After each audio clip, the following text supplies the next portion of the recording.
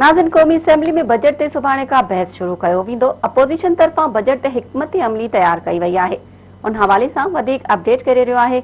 Mehran TV जो reporter Mudassar Rajput. जी मुदस्सर, छा तफ़सील आहिनि? जी, सुभाणे क़ौमी असेंबली जो बजट इजलास शाम 4 वॻे शुरू थींदो।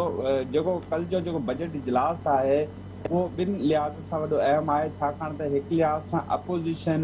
जेको सुभाणे खां वठी बाज़ाब्ता तौर ते बजट इजलास शुरू थींदो, जंहिंमें मेंबर क़ौमी असेंबली जेके हुन जी तरफ़ां जेके बजट जे हवाले सां तजावीज़ पेश कयूं वेंदियूं, उहो इजलास अपोज़िशन जी तरफ़ां हिन वक़्त ताईं जेके ज़रिया अपोज़िशन जा चई रहिया आहिनि त हू इन इजलास में भरपूर एहतजाज पंहिंजो रिकॉर्ड कंदा। इन सां गॾोगॾु एहतजाज सां गॾोगॾु जेके कुझु तजावीज़ जो मरहलो जेको शुरू थींदो आहे बजट इजलास में, जंहिंमें अपोज़िशन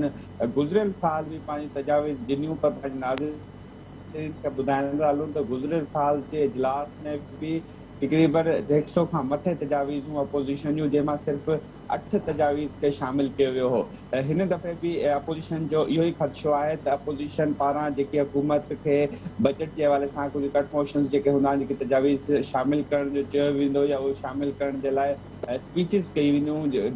ख़िताब कया वेंदा मेंबरनि जी तरफ़ां, उहे हिन दफ़े बि बजट में शामिल न थींदा। इन में अपोज़िशन जो हिकु त गवर्नमेंट मुलाज़िमीन जी जेके पघारनि जो जेको मुतालबो आहे उहो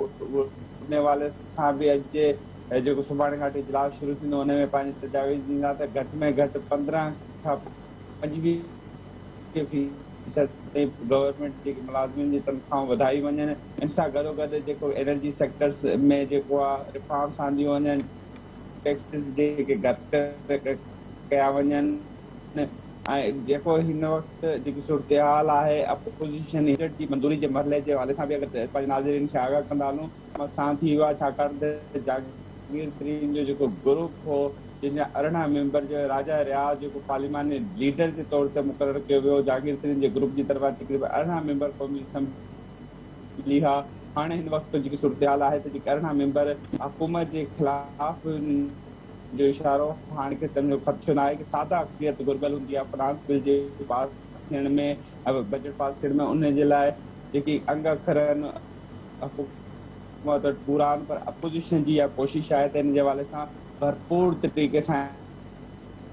एहतजाज कयो। अपोज़िशन जी गॾु हिकमत अमली पीपल्स पार्टी बिलावल भुट्टो ज़रदारी पारां शहबाज शरीफ खे यकीन ॾियारियो वियो आहे त उन जा मेंबर बि इन एहतजाज में उनजो साथ ॾींदा। मुदस्सर, डिप्टी स्पीकर ख़िलाफ़ गॾियल अपोज़िशन बेइतमादी जी रिथ बि जमा कराई आहे। उन मामले जा बजट इजलास ते छा असर पवंदा?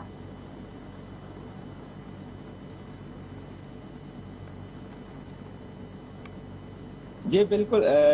डिप्टी स्पीकर कासिम सूरी जे ख़िलाफ़ गॾियल तौर ते अपोज़िशन पारां अदम एतमाद जी जेकी रिथ जेकियूं पार्टियूं आहिनि, बिलख़ुसूस peoples party, PMLN, JUI, Mohsin Dawar, ANP, जेकी सियासी पार्टियूं जेकियूं आहिनि तमामु जेकियूं उन्हनि गॾियल तौर ते अदम एतमाद जी रिथ ते जमा करायल आहे। क़ानूनी तौर ते बजट जॾहिं इजलास हूंदो आहे, रनिंग में हूंदो आहे, जंहिंजो ऐलान थी वेंदो आहे त उन खां उन जे दौरान अदम एतमाद जी तहरीक